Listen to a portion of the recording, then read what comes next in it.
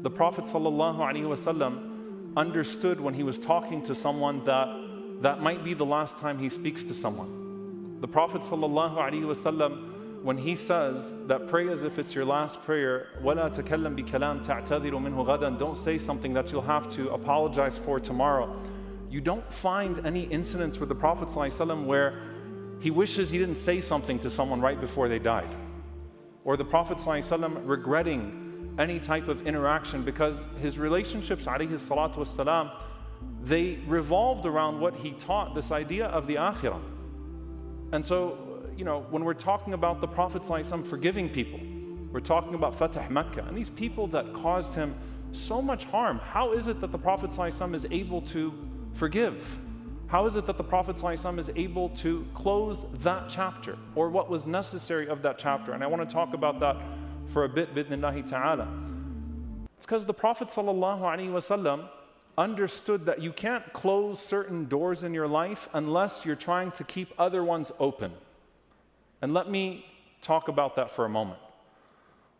One of the greatest tricks of shaytan that we know of is procrastination.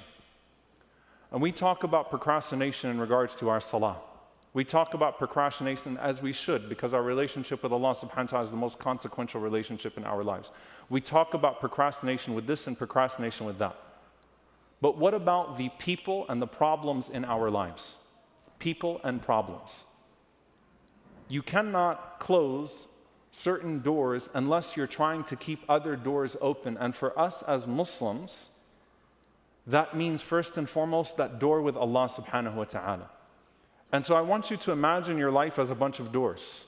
Some of those doors are the doors of shaytan. Some of those doors are doors between you and Allah subhanahu wa ta'ala. How many times do you let shaytan keep a door open for you? How many times do you shut a door that Allah subhanahu wa ta'ala has opened for you? This is the only exercise that I want each and every single one of us, and I want us to be deeply uncomfortable, starting with myself.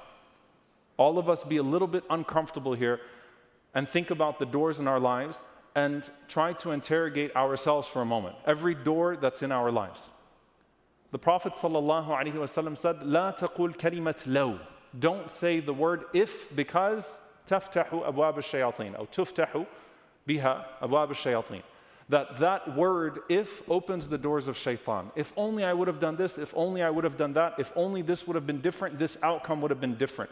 And you see people who don't understand qadr, that beat themselves over the head for the rest of their lives because they think this could have been done differently, this could have been done differently. And it's not regretting an action, it's thinking that you're in control of the outcome.